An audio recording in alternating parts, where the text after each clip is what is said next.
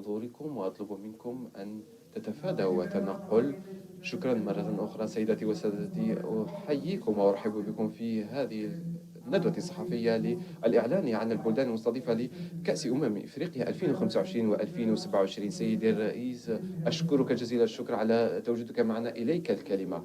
شكرا جزيلا. قبل أن نبدأ سأطلب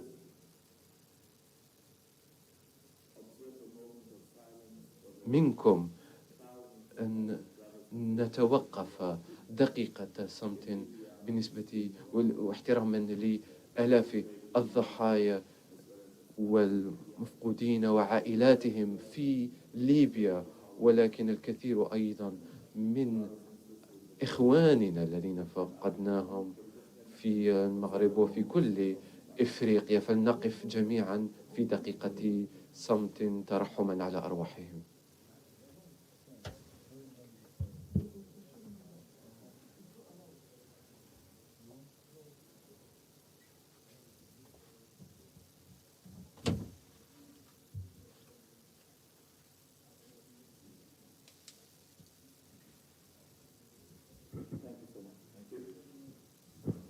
فخورة بالنتائج التي وصلنا إليها. سأبدأ بسرعة من خلال التعليق على ما حصل في 2025. ثمة مستجدات في الساعات الماضية والأيام الماضية. هناك الكثير من البلدان التي أو جميع البلدان المعنية بالمشاركة أو بالترشح ل 2025 قد أتت لتقديم عروضها. كل البلدان جاءوا. لا يوجد فقط التزام بتطوير كرة القدم في إفريقيا، ولكن هناك أيضا التزام بالاعتراف بالفائدة العظمى، الفائدة الأولى. وهنالك إذن اعتراف بأن احتضان كأس العالم يعتبر معيارا هاما جدا. وهنالك من قدم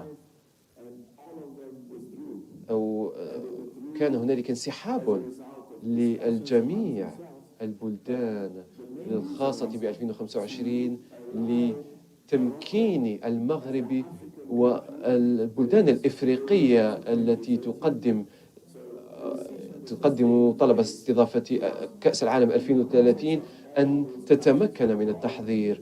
وبالتالي فكان هنالك تجاذب، كان هنالك نقاش حول هذه المسألة. وبالتالي فإن كأس إفريقيا 2025 ستقام في المغرب. فلنصفق للبلد المستضيف.